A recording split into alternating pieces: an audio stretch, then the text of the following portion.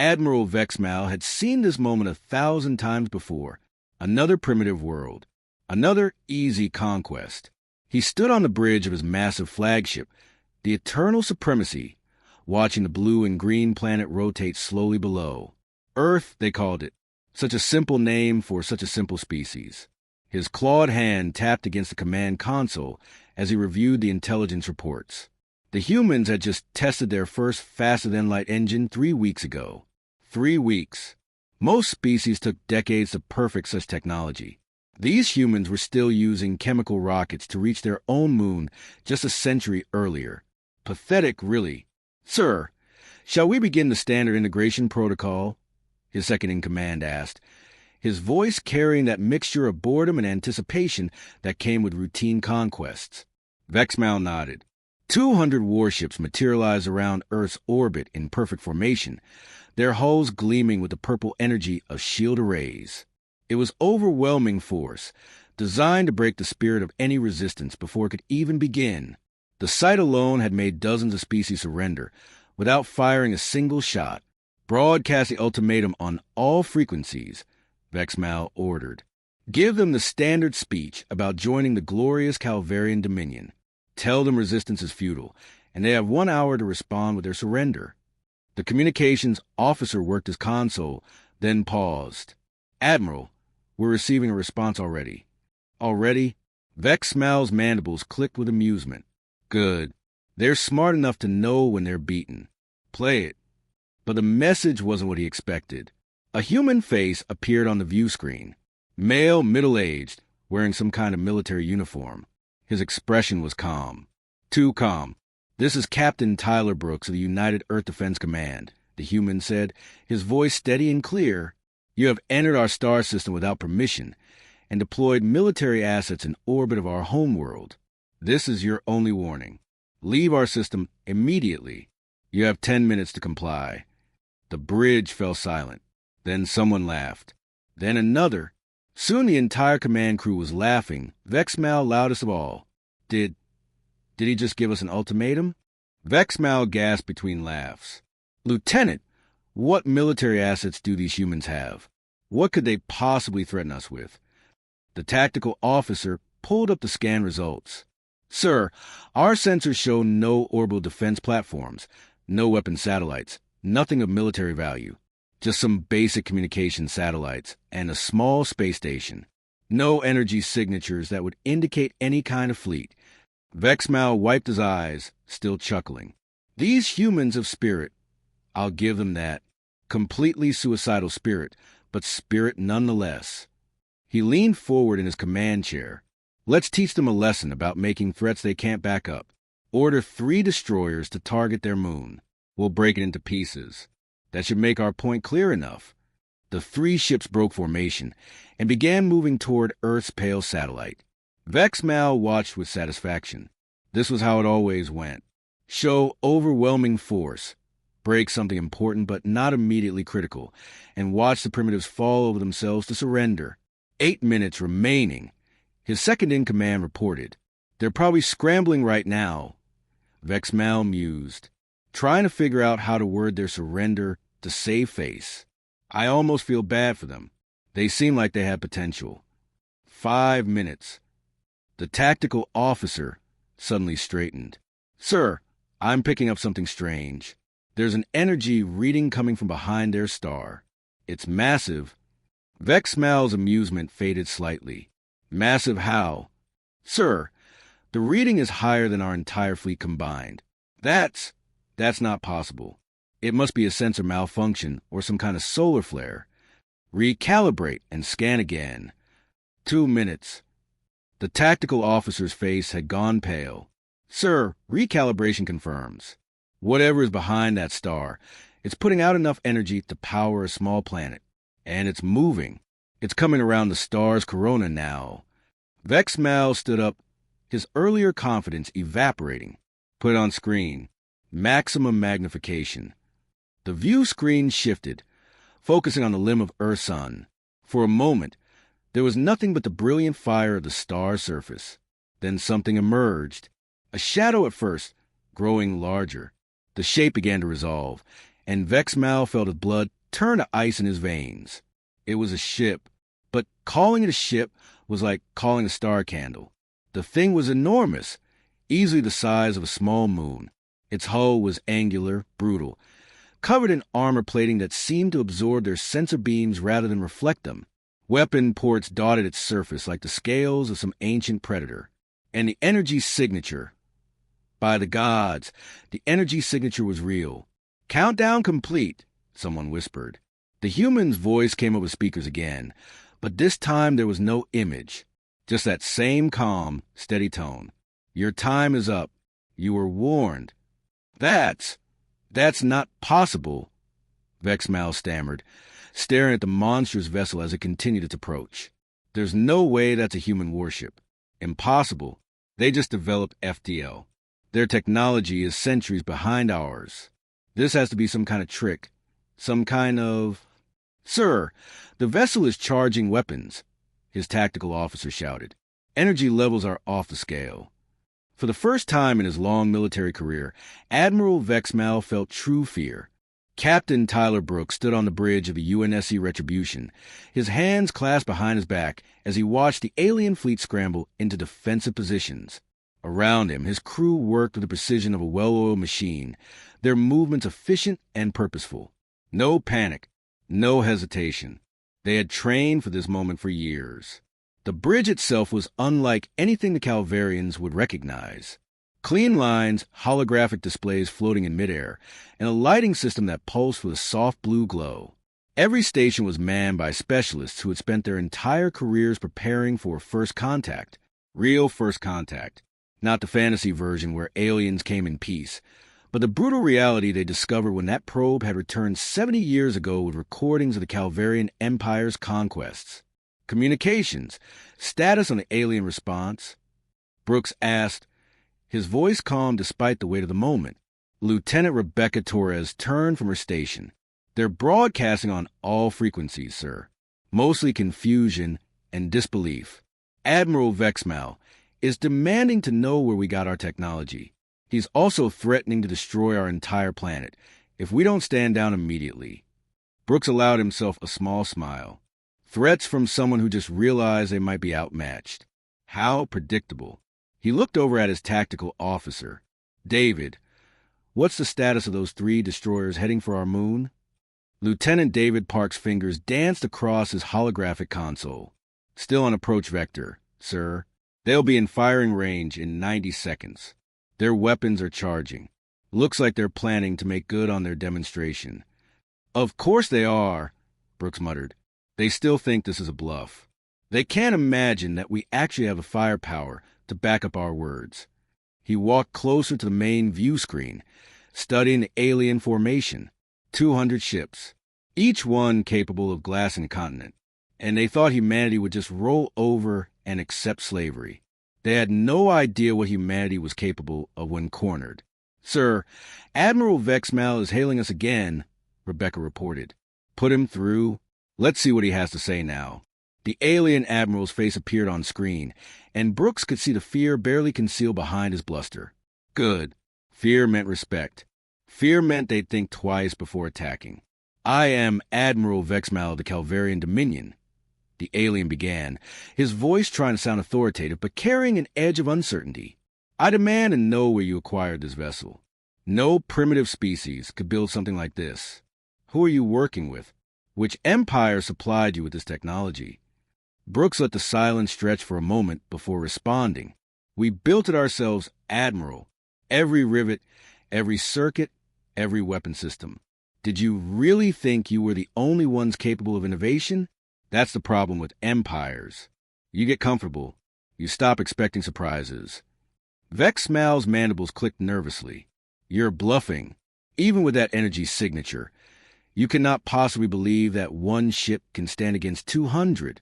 Our combined firepower would." "Would do what exactly?" Brooks interrupted, his voice hardening. "Destroy us? You're welcome to try. But let me make something very clear. Admiral, you came to our home. You threatened our world. You ordered ships to destroy our moon as a demonstration. We tried to give you a peaceful way out. You chose violence. So now, let me give you a demonstration of our own. Brooks nodded to David. Target those 3 destroyers approaching the moon. Railgun batteries 1 through 3. Single shot each. Fire when ready. Targeting solutions locked, David reported, his voice steady. Firing now. The Retribution barely shuddered as 3 magnetic accelerators sent projectiles downrange. The rounds themselves were simple, solid tungsten cylinders, each weighing several tons. But when you accelerated them to 95% the speed of light, they became something else entirely. They became pure kinetic devastation. On the view screen, Brooks and his crew watched as 3 bright flashes erupted in the distance. The Calvarian destroyers didn't explode. They didn't break apart. They simply ceased to exist, vaporized by the impact before their shields could even register the threat. One moment they were there, threatening Earth's moon. The next moment, there was nothing but expanding clouds of superheated plasma. The bridge of the Retribution was silent, except for the soft hum of the ship's systems. Brooks let the moment sink in, let the aliens process what they'd just witnessed. That was our warning shot, Admiral. Brooks said quietly, his eyes never leaving the view screen. 3 ships, 3 shots. Perfect accuracy from a distance that should have been impossible. Now imagine what happens when we stop being gentle. Imagine what happens when we target your flagship with all of our weapons at once. On the screen, Vexmal's face had gone pale. His mandibles hung slack, his eyes wide with shock. That's the energy requirements alone, the targeting computers needed for that kind of precision. It's not possible. You keep saying that word, Brooks replied. Impossible. You build an empire on the assumption that you're the most advanced, the most powerful, the most dangerous species in the galaxy. You've gotten so comfortable in your superiority that you forgot the most important rule of survival. Never underestimate your opponent. Rebecca's voice cut through the tension. Sir, we're detecting weapons charging across the alien fleet. Looks like Admiral Vexmal is about to make another bad decision. Brooks closed his eyes briefly. He'd hoped it wouldn't come to this. Hoped that the demonstration would be enough. But pride was a dangerous thing, especially for an empire that had never known defeat. All batteries. Prepare to engage, Brooks ordered, his voice carrying across the bridge. Target engines and weapon systems only. Disable, don't destroy. I want survivors who can tell the rest of the galaxy what happened here today. Sir, are you sure? David asked. We could end this right now with overwhelming force. Brooks shook his head. We could, but then we'd be no better than them. We're not here to commit genocide. We're here to send a message. Humanity will not be conquered. But we're not conquerors either. We're defenders. And we're going to prove that you can be strong without being cruel. Admiral Vexmal is giving the order to fire, Rebecca reported. Brooks straightened, his hands gripping the railing in front of him. Then let's show them what happens when you pick a fight with humanity. All batteries. Engage at will. Let's make this quick. The Retribution came alive with light as dozens of weapon systems opened fire simultaneously, and Captain Tyler Brooks watched as the future humanity hung in the balance. Researcher Telvares had been studying ancient star charts when her laboratory's emergency broadcast system activated. Every screen in her workspace suddenly switched to the same feed, a military channel from the Calvarian fleet. Strange. The Calvarians never broadcast their operations publicly. Her tentacles reached to the controls, trying to change the channel, but nothing worked. Someone had hijacked the signal and was forcing it across the entire galactic network. Whoever did this wanted everyone to see what was about to happen. On the screen, she could see a human warship, massive, angular, and completely unlike anything in the Imperial database. Around it, 200 Calvarian vessels opened fire simultaneously. Lance beams that could melt continents, plasma torpedoes that could crack planetary shields, kinetic missiles traveling at relativistic speeds. All of it converged on a human ship at once. Telvares watched, expecting to see the human vessel torn apart. That's what happened when you face the Imperial military. That's what had happened to her own people 3 generations ago. But the human ship's shields simply absorbed everything. The energy readings were impossible. Her instruments had to be malfunctioning. Nothing could generate that much power. The mathematics alone suggested they'd somehow tapped into zero-point energy, a theoretical concept that every scientist in the galaxy had declared impractical. Then the human ship returned fire. By the Ancient Ones, Telvares whispered, her tentacles trembling as she watched. The human weapons weren't using overwhelming force. Each shot was precise, calculated, surgical. A Calvarian cruiser lost its engines, left drifting but intact. A destroyer's weapon arrays exploded, but the crew section remained untouched. A battleship's shield generators overloaded, leaving it defenseless but alive. The humans weren't trying to kill. They were trying to disable. They were proving a point. Telvares pulled up her analysis software, her scientific mind working frantically despite her shock. The targeting precision required for those shots was beyond anything she'd ever seen. The humans were hitting specific systems on moving targets from thousands of kilometers away, accounting for relativity, shield fluctuations, and evasive maneuvers. The computing power needed for that kind of accuracy. They've been planning this, she muttered to herself. This isn't improvised. This is practice, rehearsed. How long have they been preparing? Across the galaxy, on the merchant world of TYX era, Trade Prince JXL sat in his counting house, surrounded by his financial advisors. They'd all stopped working the moment the broadcast began. Now they watched in stunned silence as the human warship systematically dismantled the Calvarian fleet. This changes everything, JXL said slowly, his multiple eyes focusing on different aspects of the battle simultaneously. Look at their tactics. They're not destroying ships. They're capturing them. That means they're confident. That means they don't fear retaliation. One of his advisors clicked nervously. But, sir, they're a single planet.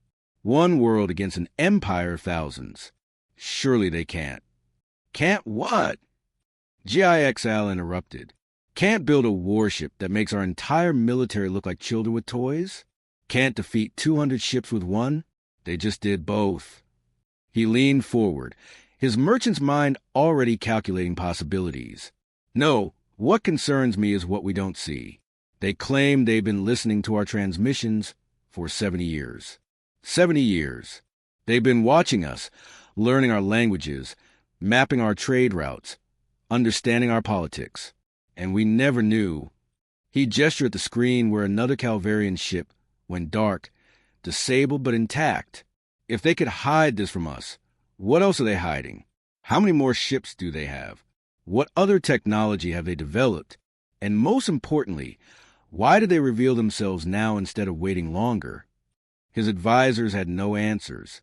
GIXL didn't expect any. But he knew one thing for certain. Humanity would need resources, and the Merchant Coalition would be first in line to trade. Let the Empire deal with their military. He'd focus on their economy. In the Imperial Palace on the capital world of Calvoris, Emperor Thaxulon XIV stood in his war room, surrounded by his generals and intelligence officers. They'd all been summoned the moment the broadcast began. Now they watched in horror as decades of military doctrine crumbled before their eyes. How is this possible? General Crixmore demanded, his forearms gesturing frantically at the tactical display. They should be centuries behind us. Our scouts confirmed they only just tested their first faster-than-light drive 6 months ago. The Emperor's intelligence chief, a small, nervous creature named Pilax, consulted his datapad with shaking hands. That's what our report said, Your Majesty. But clearly we were wrong. Or they deceived us.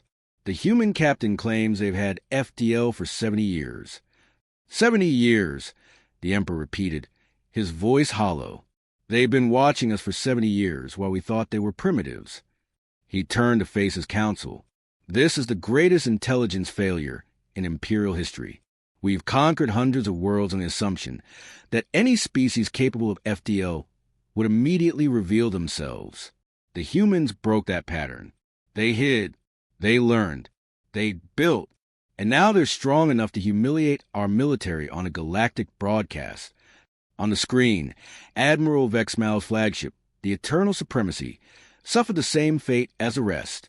Its engines exploded in a cascade of secondary detonations, leaving the massive vessel drifting helplessly. The human ship didn't even slow down as it moved through the debris field, untouched and unstoppable.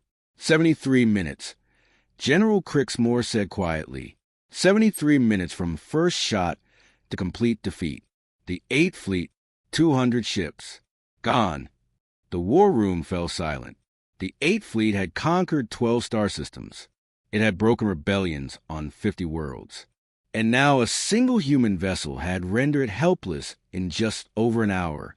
Emperor Thaxulon watched as his empire's reputation shattered in real time across 1,000 worlds. Every species that feared the Calvarian military was seeing this. Every vassal state that had been forced into servitude was watching. Every potential rebellion that had been suppressed by the threat of overwhelming force was taking notes. "We need damage control," the Emperor said finally. "We need to spin this before it becomes a complete disaster." What do we know about human culture? Their politics? Their goals? Pillax scrolled through his datapad. Very little, Your Majesty. They've been silent observers. But based on their actions today, they could have destroyed the 8th Fleet. They chose not to. They disabled ships instead of destroying them. That suggests they don't want genocide. They want respect? Recognition? Then we'll give it to them. The Emperor decided. Send an emergency summons to the Imperial Council. We're calling a full session. I want every species representative there. We're going to invite the humans to address the Council directly. Your Majesty, inviting a non-member species to address the Council is unprecedented. One advisor protested. The Emperor gestured at the screen where the human warship patrolled through the field of disabled Calvarian vessels, like a predator surveying its prey. So, is everything else about the situation. We're going to negotiate with these humans. We're going to offer them terms. Because the alternative is finding out exactly how many more of those ships they have. Retried Didi. The Imperial Council Chamber was ancient, built thousands of years ago when the Calvarian Empire first began conquering the stars. Its walls were lined with monuments to victory, banners from defeated worlds, weapons from conquered species, crystals containing the recorded surrenders of hundreds of civilizations. It was designed to intimidate, to remind everyone who entered that resistance was futile. Captain Tyler Brooks walked through those doors wearing nothing but his standard uniform, unarmed and alone. He didn't look impressed. 300 species filled the chamber, representatives from every corner of the Empire. Some were there willingly, proud members of the galactic community. Others were there because they had no choice. Their worlds conquered generations ago. All of them watched the human with a mixture of curiosity, fear, and hope. Brooks took his position at the center of the chamber, standing on a platform that placed him below the Emperor's throne. Another intimidation tactic.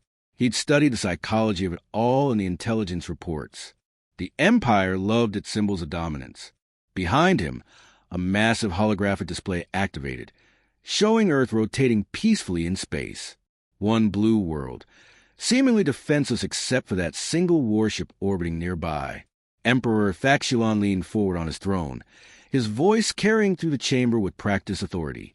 "Captain Brooks, you stand before the Imperial Council as the first non-member species to ever address this body. We have agreed to hear your terms for joining our galactic community. Speak, and choose your words carefully." Brooks looked around the chamber slowly, making eye contact with as many representatives as he could. Then he smiled, and it wasn't a friendly expression. "You're all wondering the same thing," he began, his voice calm and clear. "How did we do it? How did a species that just developed faster-than-light travel manage to defeat a fleet that's conquered hundreds of worlds? How did primitive humans build a warship that makes your entire military look outdated?" He paused, letting the questions hang in the air. The chamber was completely silent. The answer is simple, and it's going to make you very uncomfortable. We didn't just develop FTL 6 months ago. That was a lie. We've had faster-than-light capability for 70 years. The chamber erupted in shocked voices. Representatives jumped to their feet, shouting questions and accusations. Brooks just stood there, waiting patiently for the chaos to die down. Emperor Thaxulon raised his hand, and silence returned. "Explain yourself, human. Our intelligence services tracked your technological development. We saw your first FTL test. We have records. You have records of what we wanted you to see. Brooks interrupted. The audacity of cutting off the Emperor caused another wave of gasps. 70 years ago, we sent a deep space probe beyond our solar system. It was supposed to be a simple exploration mission. Instead, it encountered one of your military vessels conducting operations near our sector. The hologram behind him changed, showing grainy footage of a Calvarian ship attacking an alien colony world. The weapons fire, the destruction, the ships carrying away survivors in chains. That probe recorded everything, Brooks continued. It recorded your languages, your technology, your military tactics, and most importantly, it recorded your history. We learned what you do to species weaker than you. We learned about the integration process. 3 generations of slavery, resource extraction, cultural destruction, forced assimilation. And eventually, if you're lucky, you get citizenship in an empire that destroyed everything you were. Ambassador Thelones of the Peaceful Coalition stood up, his expression genuinely distressed. Captain Brooks, surely you understand that not all integration is forced? Many species join voluntarily. They benefit from our technology, our protection, our trade networks. After you've broken them, Brooks snapped back. After you've taken everything they had and left them with no choice but to accept your generosity.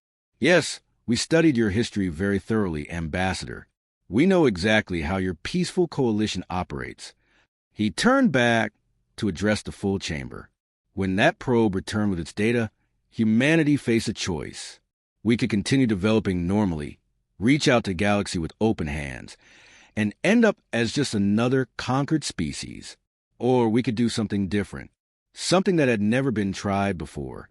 The hologram shifted again, showing images of construction, massive asteroid mining operations, hidden shipyards on the dark side of Earth's moon, industrial facilities buried kilometers beneath the lunar surface. We decided to hide, Brooks said simply.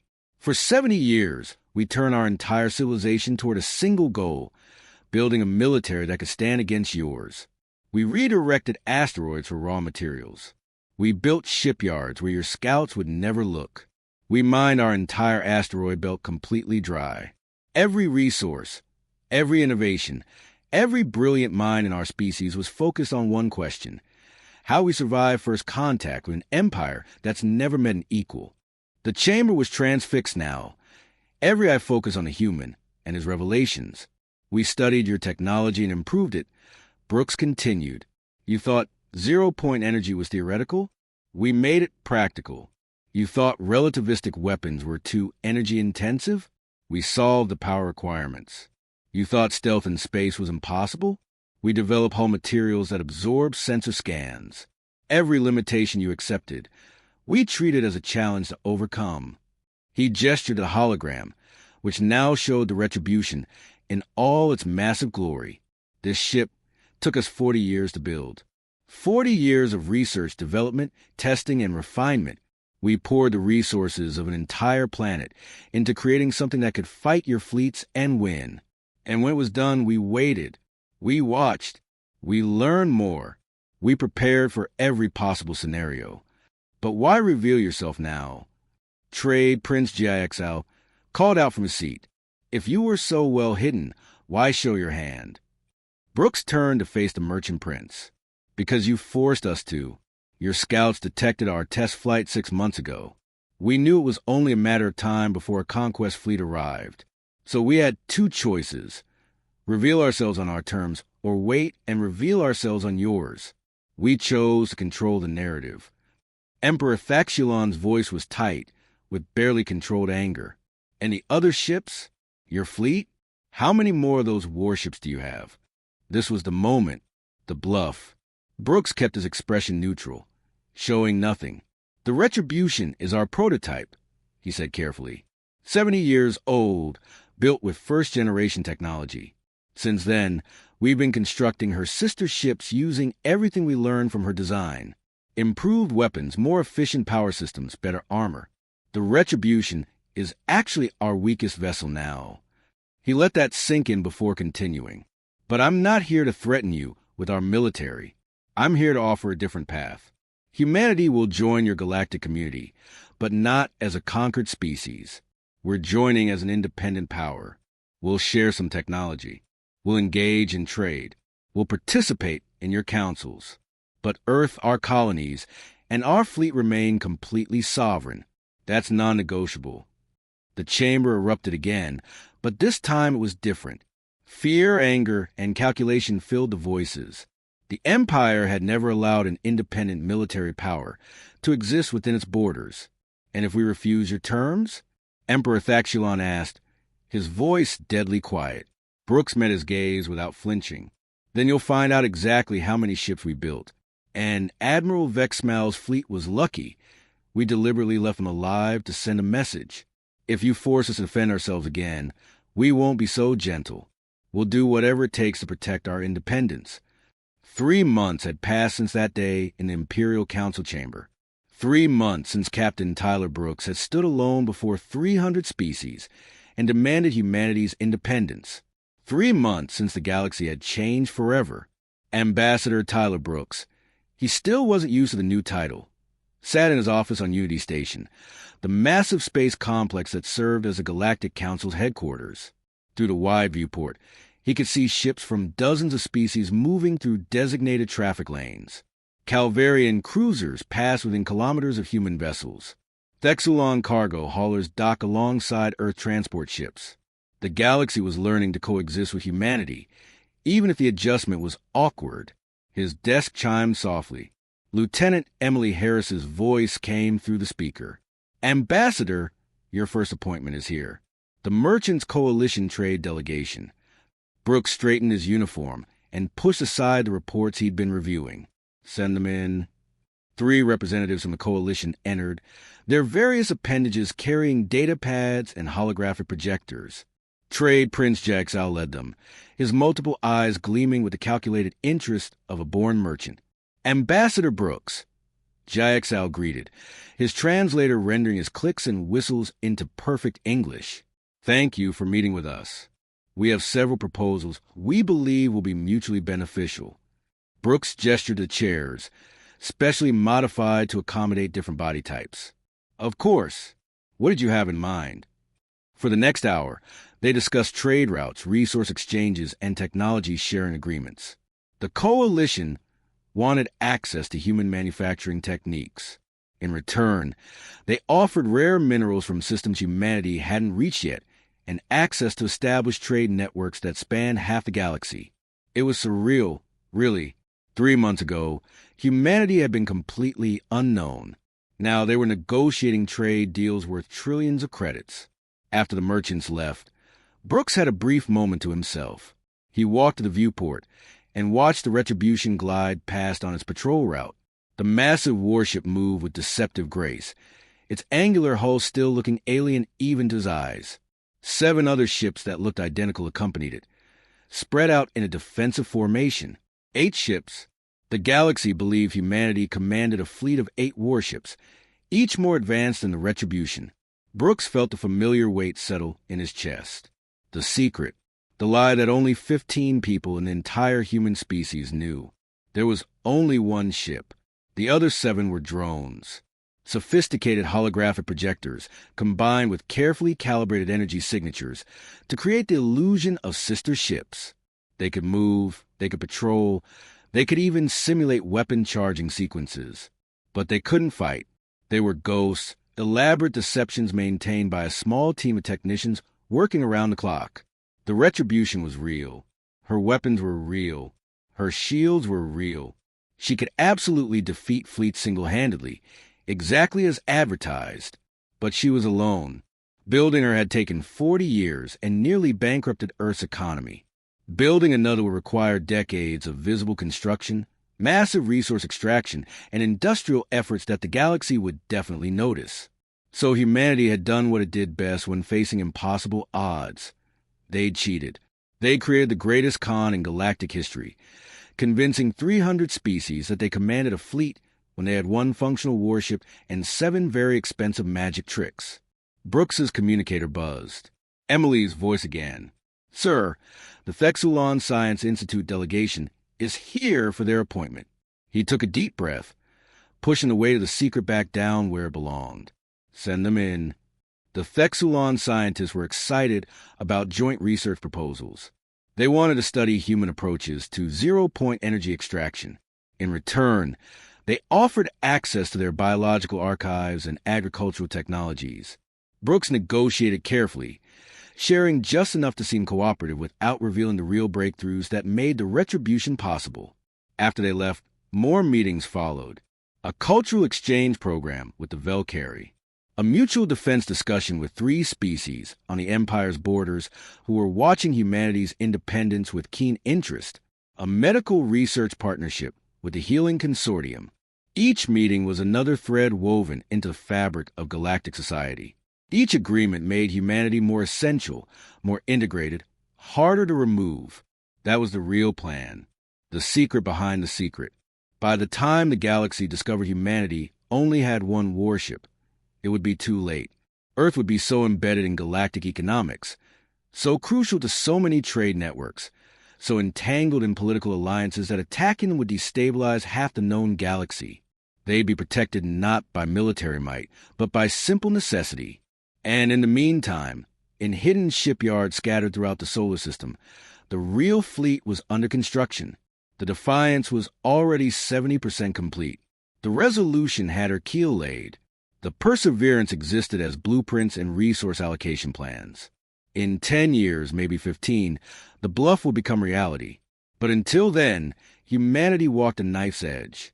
One mistake, one technical failure with the drone projectors, one curious scientist getting too close with advanced sensors, and the whole house of cards would collapse. Brooks's last appointment of the day was with Admiral Patricia Chun, the woman who commanded the actual retribution. She entered his office looking tired, the burden of command evident in her eyes. "We had another close call today," she said without preamble, dropping into a chair. A Calvarian science vessel got curious about the Perseverance's energy signature. Their sensors almost detected the inconsistencies in the hologram. Brooks felt his stomach tighten. "How did you handle it?" "We maneuvered the real retribution between them and did a full weapons hot drill. Lit up every system we have. The energy spikes scrambled their sensors and gave them something else to think about. They backed off, probably filing a report about how aggressive and paranoid humans are." "Better paranoid than exposed," Brooks muttered. He looked at his old captain, his old friend. They'd served together for 20 years before his promotion to ambassador. "How are you holding up, Patricia?" She laughed, but there was no humor in it. "I'm commanding the most powerful warship in the galaxy, and I have to pretend I'm one of 8. Every day, I wonder if this is the day someone figures it out. Every patrol, I worry about what happens if we actually get attacked by something that requires more than one ship to handle." "The Defiance will be operational in 18 months, Brooks reminded her. 18 months is a long time to keep up the charade. She stood, straightening her uniform. "But we'll manage. We always do. That's the human way, right? Improvise, adapt, overcome. Even when we're making it up as we go." After she left, Brooks stood alone in his office, watching the fake fleet patrol through space. Outside his window, the galaxy continued its business, unaware of the truth. Humanity had gambled everything on a bluff. They'd taken their one unbeatable ship and made the galaxy believe it was 8. They'd turned military weakness into diplomatic strength. They'd bought time with deception and prayer. The scary part? It was working. The Merchants Coalition was opening trade routes. The Science Consortium wanted partnerships. 3 minor species had quietly approached Earth about forming a mutual defense pact. Species that had suffered under imperial rule and saw humanity as a potential protector. The galaxy thought it knew what humans were capable of. They'd seen the retribution dismantle a fleet. They'd heard about the hidden shipyards and the decades of preparation. They believed humanity was a military power that chose diplomacy. They had no idea humanity was actually a diplomatic power pretending to be a military one.